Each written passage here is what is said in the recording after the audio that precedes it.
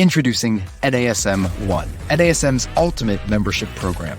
Unlock access to everything your fitness career needs to succeed. Unlimited CEUs, free courses, access to our premium app, and exclusive discounts, all for $35 a month. NASM One is best-in-class tools, cutting-edge certifications, confidence in your craft, and everything you do as a personal trainer made easy, so we can achieve our greatest goals together as one. You're listening to the NASM CPT Podcast with Richey, winner of the Sharecare Emmy Award for Social Storytelling and the official podcast of the National Academy of Sports Medicine. Hey, y'all, and welcome to the NASM CPT Podcast. My name is Richey, and today I'm going to be having a guest with us. And here's the thing. Entrepreneurs make things happen. They do their best to make things for themselves and what they want because they truly believe that if they do that, it's going to make things easier for other people. And if it can make things easier for other people, we can facilitate progress in our lives and in our goals. They see holes in the market. That's one of the best things about entrepreneurs, seeing holes in the market, and they do their best to fill them. And one of those entrepreneurs is on the show today. He's the founder of Legion. He has multiple best-selling books, including Bigger, Leaner, Stronger, Thinner, Leaner, Stronger, and Muscle for Life. Sold nearly 2 million books. Congratulations on that. Been featured in many things and is the host of a podcast called Muscle for Life. So when I have podcast hosts on the show, sometimes it flips. I start to get questions because the host can't stop hosting. So I want to welcome a guest here that's going to be with us today. We've got Mike Matthews of Legion Fitness. Mike, nice to have you with us. Thanks for having me. I promise to be a good guest. Yes. No counter interrogations. I appreciate. It's funny. We have a different podcast on the NASM network, and when I have people on the show like Darlene Marshall, who does our wellness coaching podcast, positive psychology practitioner, it really does. I'll ask her a few questions, and all of a sudden they come back at me, and I'm like, "Wait a minute, time out, back up." So I know you'll be great, but as the host, if you talk too much, then listeners get annoyed. And because I've gotten those emails, so I've had to learn as a host, you ask your question and you shut up. That's mostly what you do. All right, gauntlet thrown. This is what I have to be like, hey, Rick, you ask the question, let me talk, okay?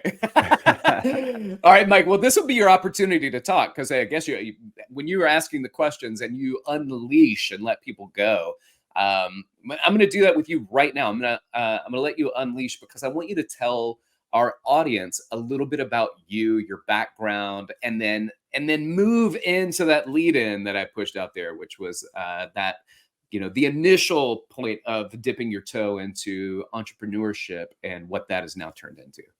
Sure, absolutely. So for me, fitness personally started when I was, I guess it started as a kid playing sports, but strength training started at 17 or 18 or so. I played sports. I played a fair amount of ice hockey. That's what I got into. And when I stopped playing hockey, I wanted to keep doing something and got into strength training and did that for several years. Knew that I didn't really know what I was doing. Did what most 18-year-old, 17-year-old dudes probably still do. And that is pick up, maybe it's not so many magazines now, maybe it's more go to social media. But when I was 17, 18, it was pick up some bodybuilding magazines, find a workout program that seemed semi-reasonable, start doing it, recruit some friends, and you just start doing it and have fun with it. Newbie Gains makes basically anything fun for the first 6 to 12 months. So it was cool. Didn't train legs at all, of course. It was mostly just a bunch of upper body training. I'll get around to legs. I'll start soon.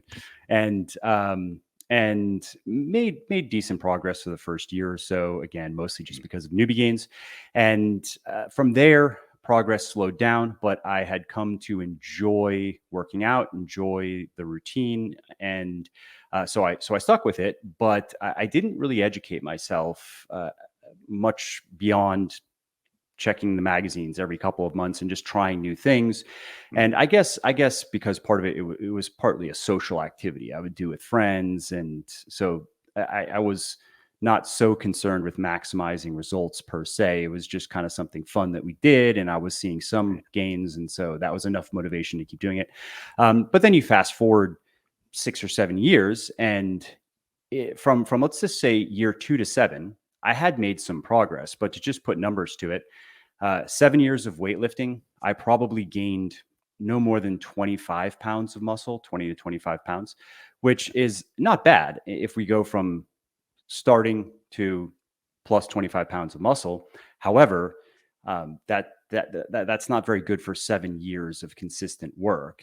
Now, based on what I know, in 7 years, from starting from nothing, you can gain more or less all of the muscle and most of the strength that's genetically available to you. And so at that point, I decided to take it a little bit more seriously. At least, again, I knew that I didn't know. I didn't think that I knew more than I did. And so I started to educate myself both on the diet and the training side of things, looked more toward what was in the scientific literature, which at that time was more robust in nutrition than training. However, fortunately, early on, I found some evidence-based practitioners like Lyle McDonald, learned a lot from him, Alan Aragon, and others. And with that understanding, put together a new kind of diet approach based on energy balance, macronutrient balance, and food selections, and put together a new training program, which was more free weights than machines.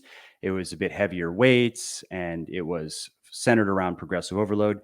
And then over the next couple of years, I experienced a pretty profound transformation in my physique. So I gained over the next couple of years probably another 15 pounds of muscle, and also got quite lean for the first time, probably down to maybe 7 or 8% body fat. Oh yeah.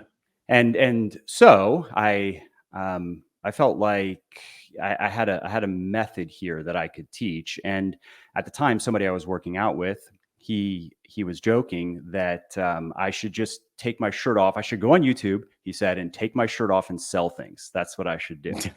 And and that just didn't appeal to me. So I didn't go down that route, fortunately. And instead, I wrote a book because at the time, Amazon's. Did you write it with your shirt off though? I am on one of my books with my shirt off, which okay, there. I thought that was a good idea at the time. Now I'm thinking it's the cookbook. Now I'm thinking it wasn't such a great idea.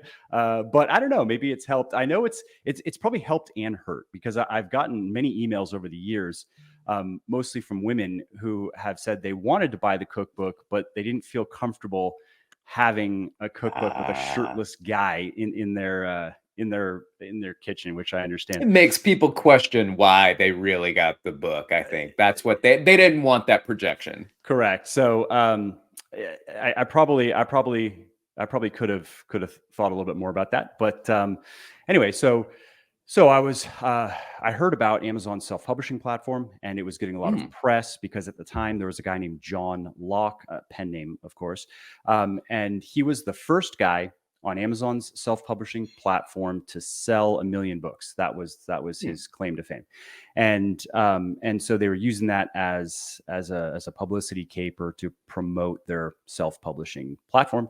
And so that was interesting to me because I have always been a ardent reader. I've always liked books. I had an interest in writing books, and so I figured that that's something that is just more inherently interesting to me. Also, you had mentioned in your opening, I saw there was a gap in the marketplace for the type of book that I wanted to write, which was Bigger, Leaner, Stronger, which really was the book that I talk about scratching my own itch. This was the book that I wished somebody would have just given me when I was 17, 18, getting into this, and saying, hey, you can learn, you could spend years and years and years learning about all of this stuff. However, the minority of the things that you can learn are going to produce the majority of your results that you can get out of this. And the 20% that produces the 80%, right? Well, here is that 20%. This isn't necessarily everything that you need to learn if your goals are to, let's say, be a competitive strength athlete, or maybe be even a competitive physique athlete. But if you just want to get into great shape, if you want to get strong by objective standards, you want to do it, maybe going to the gym 3 to 5 hours a week, you want to not get hurt, et cetera, this is really all you need to know. And if you want to learn more, go learn more. But here's the blueprint. And so that was Bigger, Leaner, Stronger. And I've revised it. I actually recently released my 4th edition. So I've continued to revise it over the years based on my evolving understanding of things, and a lot of really good feedback from readers. But that's how it started for me. It was with that Bigger, Leaner, Stronger book. And I'll stop there if you want to follow up with any questions before we talk. I do. First of all, is there an audio version of that book? Because you do a great job. You have a podcast, like your voice is meant for it, right? Is that something that is out there in the ether somewhere? Absolutely, yeah. So the audio book is with Audible, and it is exclusive with Audible because I set it up like that some time ago, and you get better royalties, and that's just the way it is for now. Maybe it'll change in the future. And ironically, however, with this 4th edition, I did not record it myself, only because of time constraints. Because of I also am publishing with Simon & Schuster, and I'm working on another project with them, and because of the window that they gave me to release this 4th edition, we had to get the audiobook done faster than I was going to be able to do it. And so I did hire somebody to record that. However, I have a mental note that I may want to circle back around to that. It would be sometime next year, and record it myself, just to have it recorded by me. But currently it's not recorded by me. I will say this, there's something, I don't know, just as a regular Audible listener, where I get $2 a month from Audible. And usually what I do is I do one learning book and one like brain candy book. Yep. And it's funny, I think about that from an author standpoint. When I listen to an author, they don't even have to be delightfully good at reading it. It's just me knowing that they're the people that wrote it. It feels right. Do you listen to the other person who's reading the book, and are you like, that is really good? Are you, do you think, well, maybe I should? Yeah, no. And I actually agree from a marketing standpoint. It makes more sense. And in the past, I've recorded all of my audiobooks. Yeah. And so I do agree. I think it's better marketing to have the author read it. It does feel a bit more personal. It helps create a deeper connection between the listener and the author, and that matters. So I wasn't happy about outsourcing it, but again, didn't really have a choice, because I know how much time it takes to record an audiobook, and the book is long-ish. I think it's probably about 100,000 words. And so just understanding the time commitment at the time of when it needed to get done, in the context of everything else that I had to do that really was higher priority, that was just the decision. However, I will say that his name, the guy who recorded it, his name is Elliot. I think he did a great job. So if I do record it again myself, it's not because I'm unhappy with his work. It's only just for the reason that you gave. I do think it is at least a slightly better experience for the listener. Yeah, I agree with that. Now, let's start getting into this. So in my lead in, this is important because I get a lot of questions from personal trainers about becoming entrepreneurs and what's next. And this is what I think is important that you did, where it's like you didn't wait for somebody to do it for you. You took the initiative and you started writing. And as you said, there was, the first week, maybe 20 books got sold. And for you, that you were like, that's a home run, right? Yeah. I don't know. I feel like a lot of times you do something out of passion. You do something because you feel the need to make something happen. A lot of times people feel the need to not create the journey, but just to end in a successful place at the end. I want money. I want a boat. I want my own helicopter, whatever it is. People are giving these kind of big Until you learn how intros. much money it costs to even just own those things, not Yeah, just right. buy Well, them and that's then true own too. them. That's true. So, but when I'm talking about like the process, right? Loving the process that feeds into a financial end result that is beneficial, right? So, um, you didn't know it was going to happen. Can you speak to that and the journey and the drive and the passion that as you're writing, I'm sure, because I know that I've done this too when I sit down to write, is I'm like, is anybody really going to read this? Am I spending all of my time where I could be doing something else, Yep. doing this, and that nobody may end up touching, right? So give us a little bit of that potential ambivalence that's there and what drove you through it.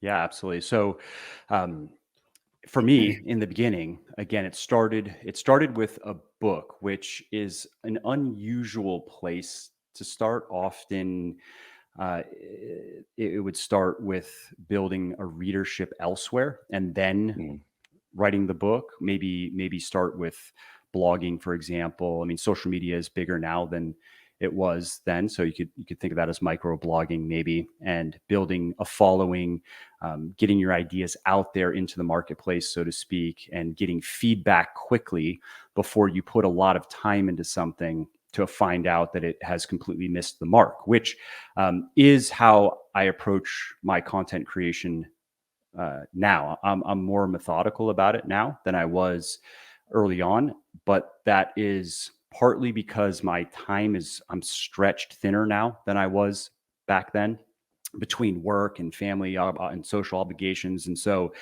I feel like I have to be a bit stingier with my time, and I have less time that I'm willing to give to just completely speculative activities. However, if I rewind to the beginning, I had a lot more just, I guess you could say, free time, but I had fewer things that required my time. And so there was less pressure for me, at least personally, to try to um, maximize the utility of every minute of time that I put into things. mhm. And so I understand, I totally understand where you're coming from. And in the beginning, however, I guess I had the luxury of I mean, bigger, leaner, stronger. So when I wrote that first edition, it was a nights and weekends thing, and it was something that I also personally was interested in. And this is something that has become more important to me in my work as time has gone on. And I've especially over the last year, um, optimized a lot of my work to allow me to work more on things that I genuinely enjoy. And I would liken it to working out, where even if you have a great training program and you're making progress and generally things are going quite well, you don't love every workout. You just don't. There are some days you just don't want to do it. There are some workouts you just have to grind one rep, one set at a time. However, you always enjoy having worked out, right? And so, in my experience, even work that I'm drawn to and I generally enjoy, it's like that. There are some days where it's not so enjoyable. However, after doing it, I always am happy. I always enjoy that I did do it. And so, for me in the beginning, it was a genuine interest in writing. So that's something I genuinely enjoy. Yeah. And I also would not recommend that somebody try to create a career or a brand around writing unless they really enjoy it, because, well, I mean, that could be a whole nother discussion. But so for me, that was something that I got, I just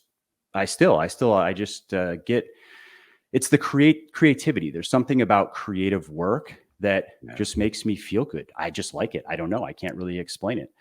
Even in business, like my favorite aspect of business, and I've done a fair amount over the last 9 years or so of building up Legion. And of course, it's not just me. I have a whole team. I don't get all the credit, but I like marketing the most. And the reason I like marketing the most is because it's the most creative, and that's the type of work that I like. So I was drawn to the writing just because I wanted to do it and it was interesting to me. And also, I was drawn to writing a book because I was interested in Amazon's self-publishing platform. And I was just genuinely curious if I could make something work and on their KDP platform. And so that was enough. Those two things alone were enough for me to be motivated enough to put my outside of my normal work time into it. However, I did also approach it with a minimum viable product, like an MVP kind of mentality, where that first edition of the book, it was maybe 40 or 50,000 words, and which might sound like a lot, but it came together pretty quickly. I did go through a process of a couple of drafts, and I did recruit a couple of people to read and just give me feedback, but I wasn't nearly as meticulous as I am now. Like, I'm wrapping up another book that's going to be out next year. And now I put a lot more time into, and I have a much more robust process because now that I have an established readership, people expect a certain standard of quality that is reflected in my other work that some people like, some people don't, but I need to make sure that I don't put something out that is unpolished. However, I didn't have that constraint early on, and the first edition, I look at it now and I hate it. I hate every page. I hate everything about it. Right. Yeah. However, at the time, I was at least self-aware enough to know, as you mentioned, I didn't know. I thought, okay, I published this book and there's a 50-50 chance it sells 0 copies or not 0 copies. I really had no expectations beyond that. I was just interested enough in putting it together, and I thought the opportunity was interesting, and I was interested in Amazon's platform. So I pursued it. And so to make sure that I answered your question, it really was me following my interests, things that drew me in, that I wanted to do, that I would find myself thinking about when I'm not doing it, or ideating on, I could do this, and that's cool. Where there's, again, like I felt a bit of a compulsion. There's something compelling me to go work on it, like write that next chapter. That could be interesting. Yeah, I love that. Ladies and gentlemen, you're listening to the NASM CPT Podcast. My name is Rick Richey, and my guest today, Mike Matthews, the owner of Legion Fitness, is talking to us about business and life in the fitness industry. And I want to make comment something you said. So in the first edition, you basically appalled by it. But here's the thing: the first edition meant something to somebody. It meant something to many people. It wasn't perfect. Yep. When I look back on my early training days and I think about the workouts that I gave people, they may have been fun, but they were far from perfect. They were far from, a progressive, systematic approach to progress and gains. When I look back at the first gym I opened, I had like metal and wood shelves from Home Depot because I couldn't afford the fancy ones from Escape Fitness or some other kind of fancy fitness design company. It's there for a reason. I think one of the issues that arise with people that keep them from pushing forward is it's not perfect enough. It's not the right time. It's not the best outcome. These aren't the best. Even if you think it is at the time, looking back on it, it tends to not be, because we progress. What do you think about that for these CPTs, or certified personal trainers within NASM, who are looking for that what's next, but feel they're not smart enough, they're not good enough, they're not seasoned enough? When does enough happen, or do you just start working?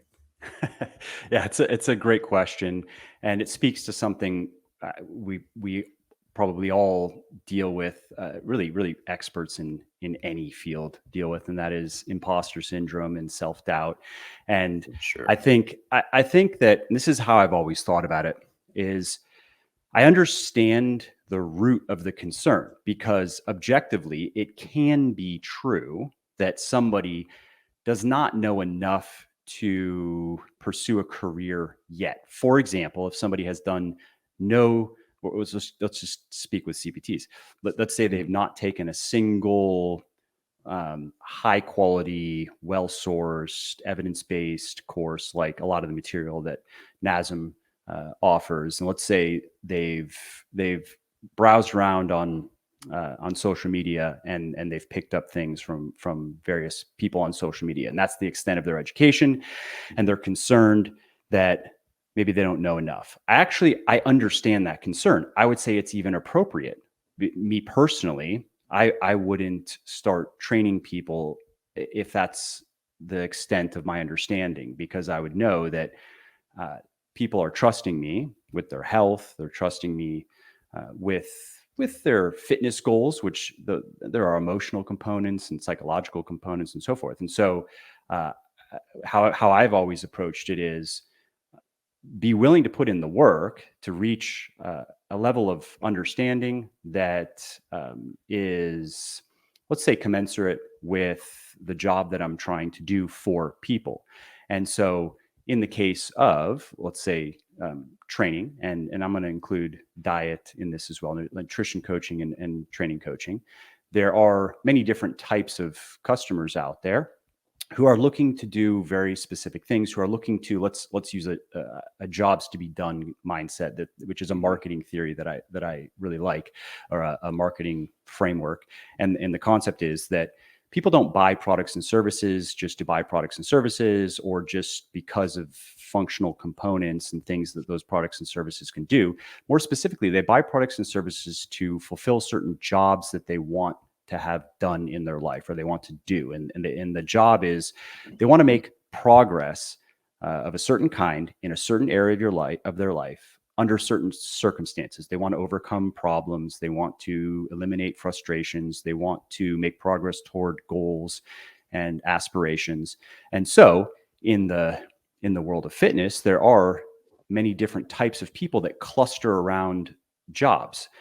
Now, early on, I decided to focus on the people out there who were looking to hire for a particular job. So these are people who care about their fitness, but they're not fitness professionals. They're not professional athletes.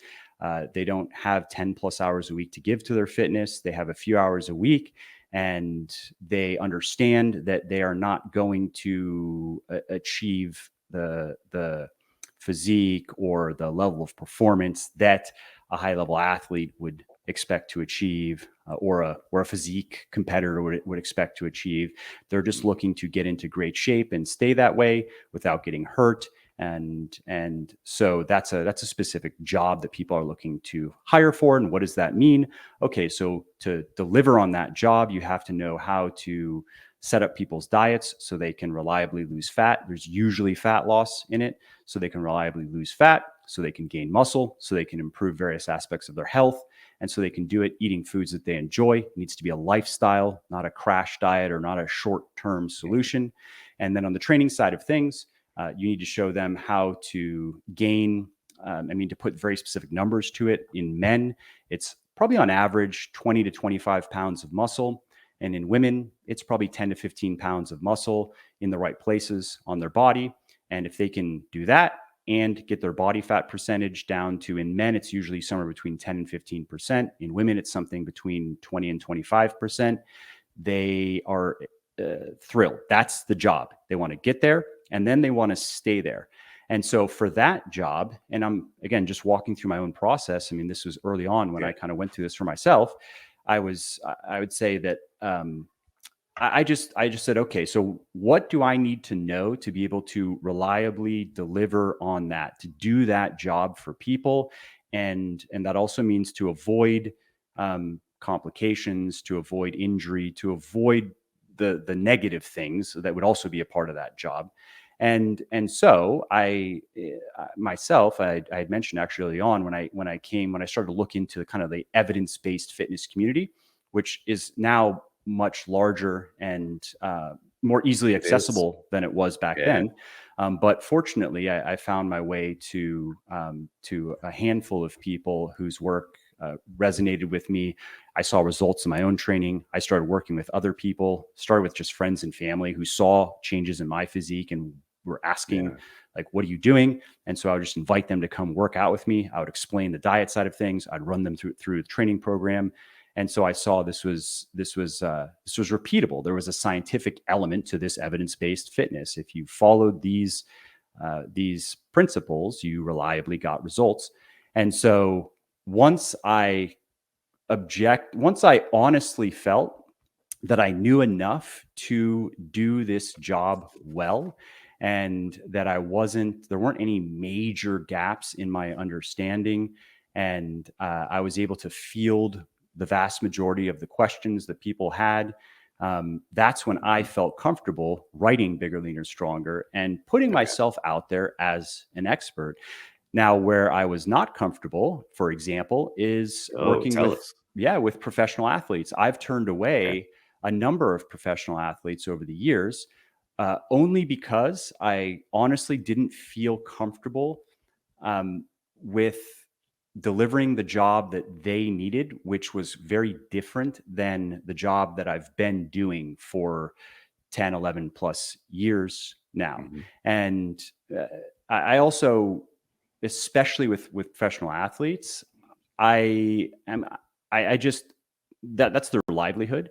And so there's a lot of responsibility, I believe, that comes with that. If you're going to create training programs, and if you're going to create diet programs, more so on the training side of things for professional athletes. And so I just didn't feel like I knew enough to deliver exactly what they were going to need. And given my I mentioned, my time, I have to be pretty regimented with where I put time into what.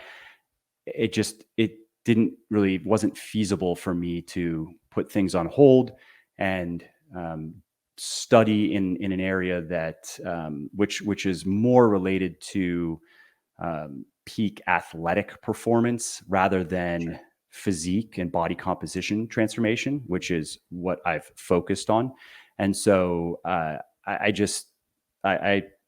explained this to them and pointed them to some other resources and some other people who I felt could do the job better than I could. And so, in a sense, just have kind of stuck again to an area that I feel very comfortable. I've educated myself thoroughly. Nobody could claim otherwise. I could defend that in a court of law if I had to. You know what I mean? That's how I've kind of approached it.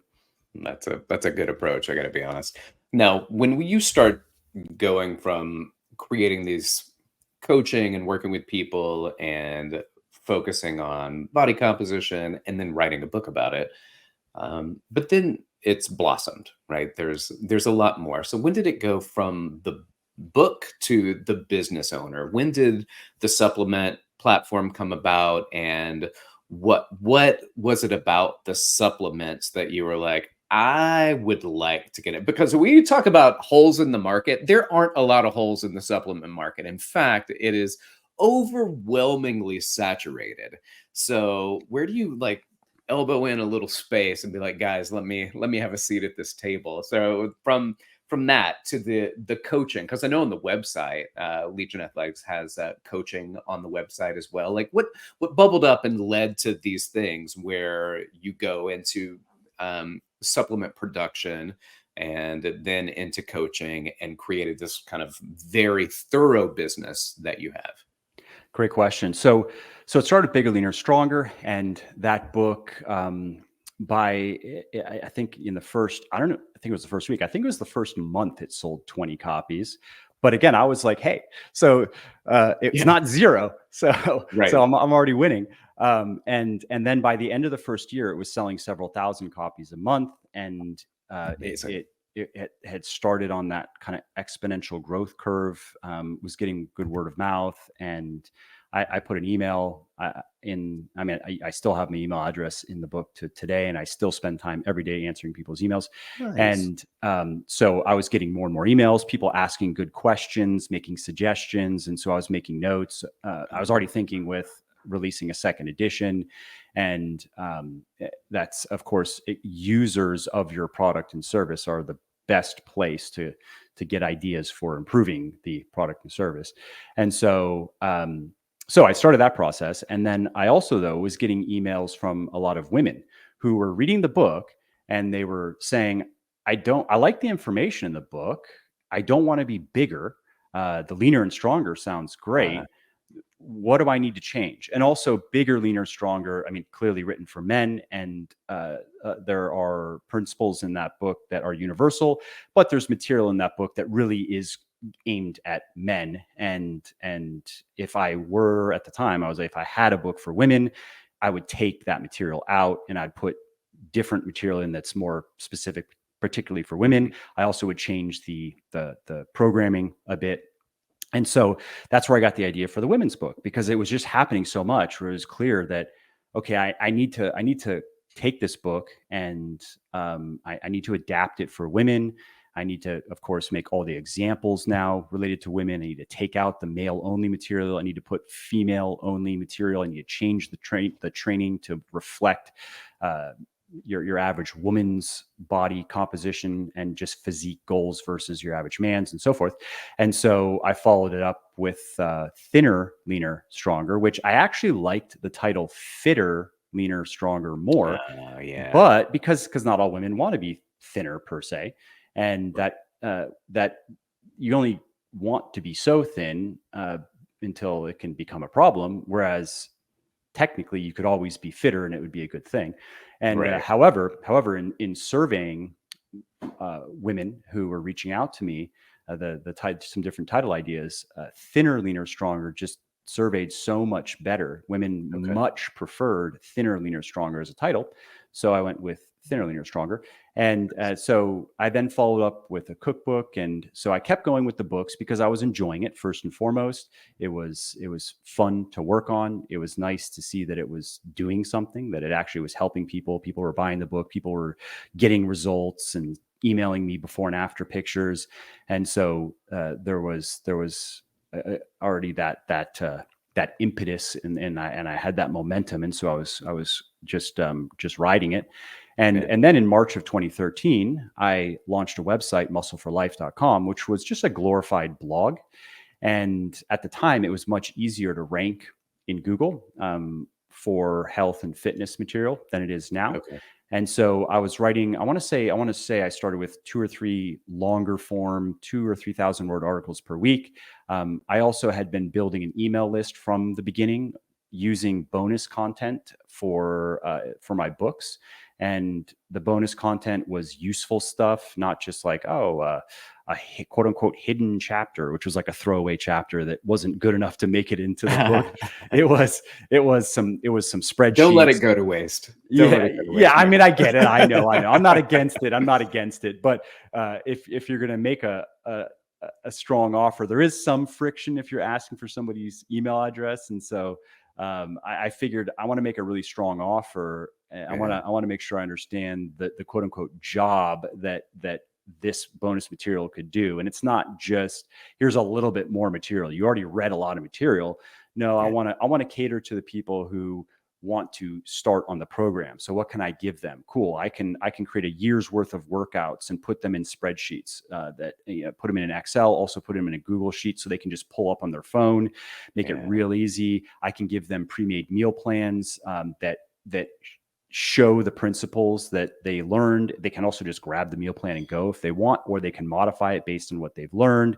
I can include some tools to help them if they want to understand their approximate total daily energy expenditure and blah, blah, blah. So I had been building an email list from the beginning as well. I launched Muscle for Life. And by the end of 2013, it was getting about 700,000 visits a month from Google.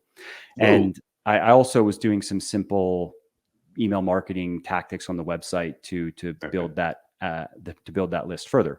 And I had a section on that website called recommendations, and it was just stuff that I recommended. I wasn't paid to recommend any of it or endorse any of it. I was simply following questions that people were asking me. Most of it was fitness stuff. Whether it was what kind of straps do I like to use, and when do I use straps or not, what type of knee sleeves I like to, not all the time, but generally like to squat in knee sleeves. I think it's just a little bit more comfortable, not knee wraps, but just sleeves. What type of squat shoes, blah, blah, blah. And supplements, of course, were a very common question. Now, at the time, I wasn't using many supplements. I was using Optimum Nutrition's naturally flavored whey. I would sometimes use their pre-workout. Sometimes I would just take a caffeine pill, like 200 milligrams of caffeine. Maybe that was 2 pills, but 200 milligrams in caffeine pills, because I didn't drink coffee at the time. So that was really my only source of caffeine. And I took a multivitamin and I believe creatine, and that was it.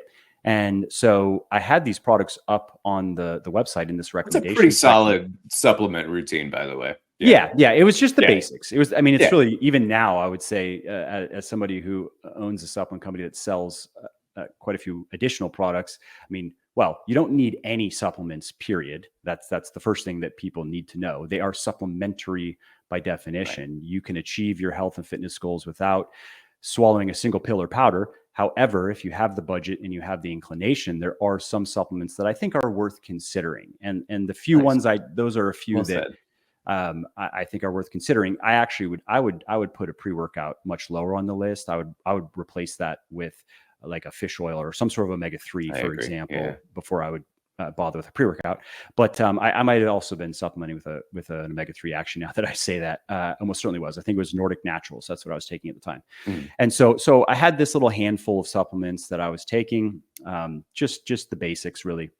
Had them up on the website, and my endorsements were very lukewarm, because I didn't care. I wasn't trying to sell people on the supplements. I really was just saying, hey, this is what I'm taking and this is why. And I was quick to warn people in the case of like the whey protein that it tastes, I don't know if it still tastes, but bad. But at the time it was nasty. It did not taste good. And there weren't many options if you wanted something that was naturally sweetened and flavored. And the reason I did is not because I'm an alarmist about artificial sweeteners and flavoring, certainly not, or artificial food dyes. I'm not.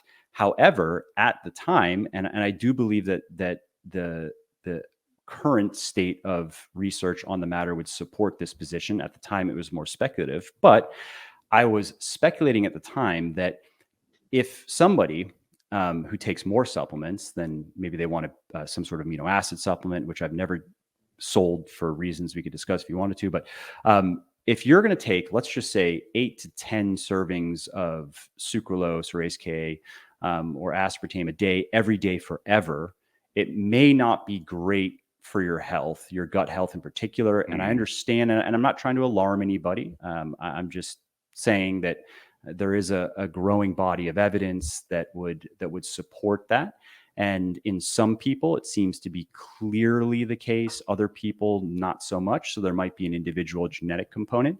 But I was already thinking about that just based on some stuff that I had read, some research that I had read that was exploratory, 10 years ago, and figured, okay, well, I don't care if the protein powder doesn't taste good. I'll just drink it down. And I don't really care if these other things don't taste very good. And I'm fine with that. And so that was kind of my pitch for the protein powder was, this is why I've chosen this one. But I'm warning you, it doesn't taste good. So if you if you value taste, then I'm going to suggest going with something that's artificially sweetened, and don't worry about it. It's not going to ruin your health, but this is just why I chose this one.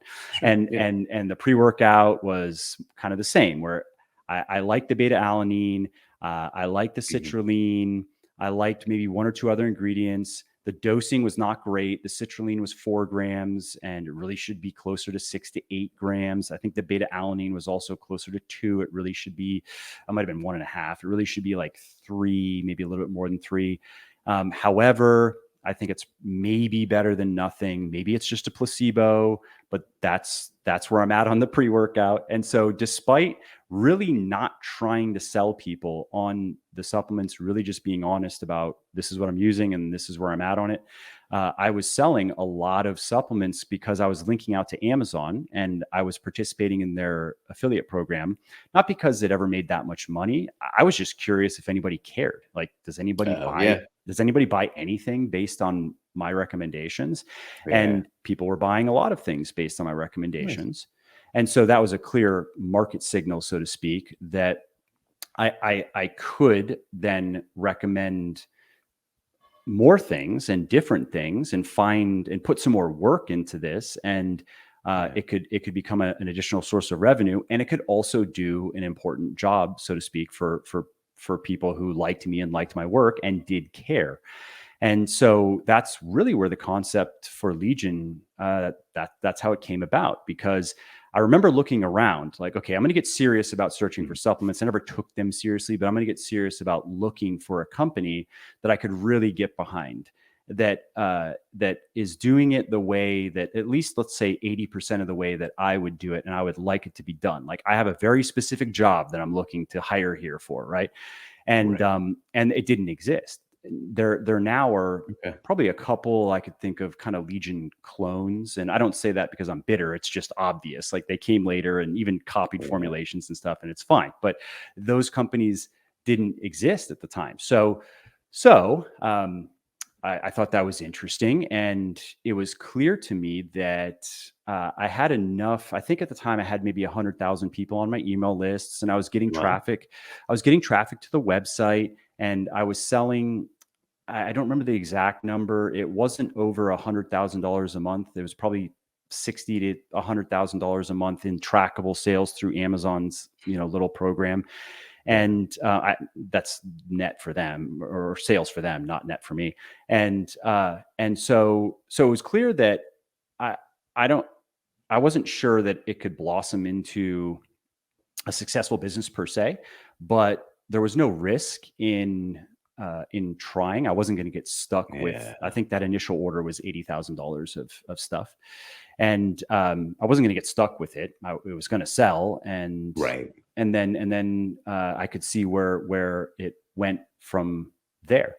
And so that's how I'll stop there. If you want to follow up with questions, I don't want to talk forever, but that's how that's how it started. And again, it was very similar to the book. It was, I have a job myself that I want done. And because of that, I understand it deeply. I understand the functionality that I want. I understand the social component of what I want. I understand the emotional, psychological component of what I want. I understand the experience that I want. And I was betting that there were a lot of other people out there like me who were hiring for that job, so to speak.